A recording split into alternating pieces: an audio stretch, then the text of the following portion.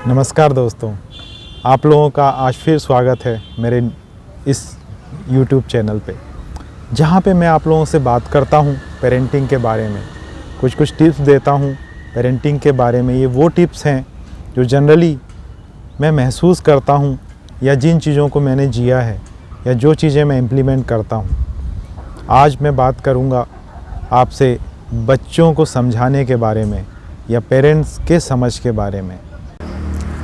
दोस्तों, जीवन के उतार चढ़ाव में, भागम दौड़ में, रोटी कपड़े मकान के खोज में हम इतना आगे निकल जाते हैं कि हमें एक बहुत इम्पॉर्टेंट चीज़ कहीं ना कहीं मिस करनी पड़ती है या हमारे से अनजाने में मिस हो जाती है।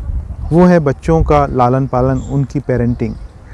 आज के दौर पे बच्चों को अच्छी शिक्षा के साथ अच्छे संस्कार देना, उन्हें अच्छे और गलत का भाव बताना, ये भी बहुत इम्पॉर्टेंट है कि हम बच्चों को शिक्षा तो दे रहे हैं, किस तरह की शिक्षा दे रहे हैं, क्या ये शिक्षा उनको फ्यूचर में काम आएगी, किस तरीके से हम उनको संस्कार दे सकते हैं, अच्छे बुरे का फ़र्क बता सकते हैं।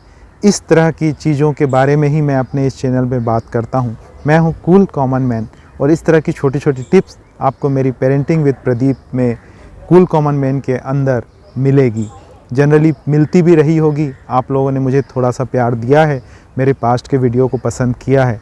महसूस करता हूँ या मैं फ़ील करता हूँ कि फ्यूचर में भी आप मुझे इसी तरीके। जनरली हम पेरेंट्स की ये शिकायत होती है कि बच्चे हमारी बात नहीं मानते, बच्चे अपना सामान ठीक से नहीं रखते, बच्चे समय पे खाना नहीं खाते, बच्चे पढ़ाई करने नहीं बैठते, बच्चे अपनी चीज़ें संगवा के नहीं रखते हैं, बोलने पे सही टाइम पे अपनी चीज़ें नहीं करते हैं। इसमें स्वाभाविक है कि हम पेरेंट्स को गुस्सा आता है, लेकिन हमें कितना गुस्सा करना चाहिए अपने बच्चों के ऊपर। इस चीज़ों को मैं अपने ऊपर इम्प्लीमेंट करने की कोशिश कर रहा हूँ। मुझे भी गुस्सा आता है जब मेरा बेटा अपनी चीज़ों को ठीक से नहीं रखता या बातें नहीं मानता, लेकिन मैं आप लोग से पूछता हूँ कि हमें कितना गुस्सा करना चाहिए और किस तरीके से समझाना चाहिए। मैं आगे इन्हीं के बारे में बात करूँगा। जनरली हम देखते हैं, हम अपने बच्चों को कुछ चीज़ें करने को बोलते हैं, इवन तो वो उनका अपना ही है। हम बोलेंगे कि अपना बैग लगा ले, अपने कपड़े सही टाइम पे सही जगह पे रख ले, सही टाइम पे नहाना कर ले, अपनी ब्रशिंग कर ले, लेकिन वो बात नहीं मानते।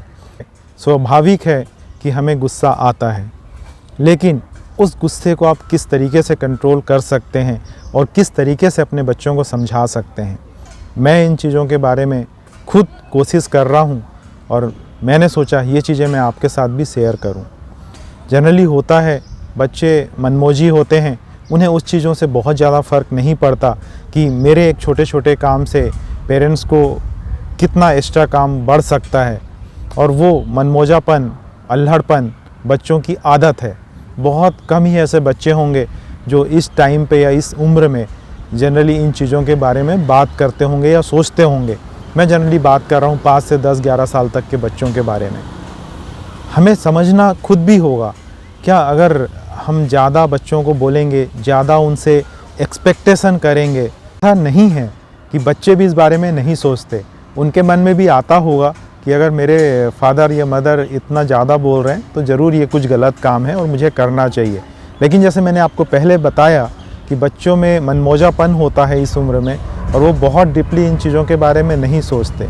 तो मैं आपको एज ए पेरेंट भी सजेशन देना चाहता हूँ, आप भी इन चीज़ों के बारे में बहुत डीपली मत सोचिए।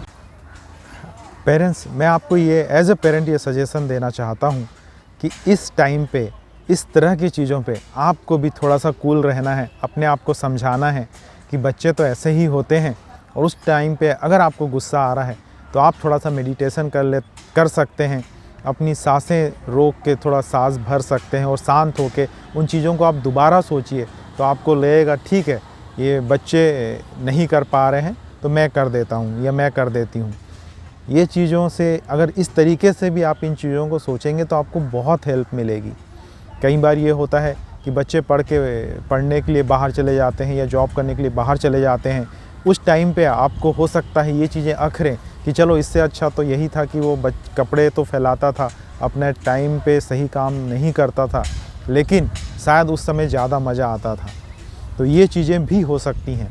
मेरा तो सजेशन यही है कि बच्चों को प्यार से समझाइए और आप भी उसी शांत भाव से अपने आप को समझाइए कि बच्चे तो ऐसी चीज़ें करते ही रहेंगे। मैं आपको ये सजेशन इसलिए दे रहा हूँ दोस्तों, ये मेरा अपना अनुभव है। जब भी आपको लगता है कि बच्चे आपकी बातें नहीं सुन रहे हैं और आप उनको समझाना चाह रहे हैं, कई बार आपको उनको समझाते समझाते खुद भी इतना हाइपर हो जाते हैं कि आपको अपने ऊपर, अपने गुस्से के ऊपर कंट्रोल नहीं रहता।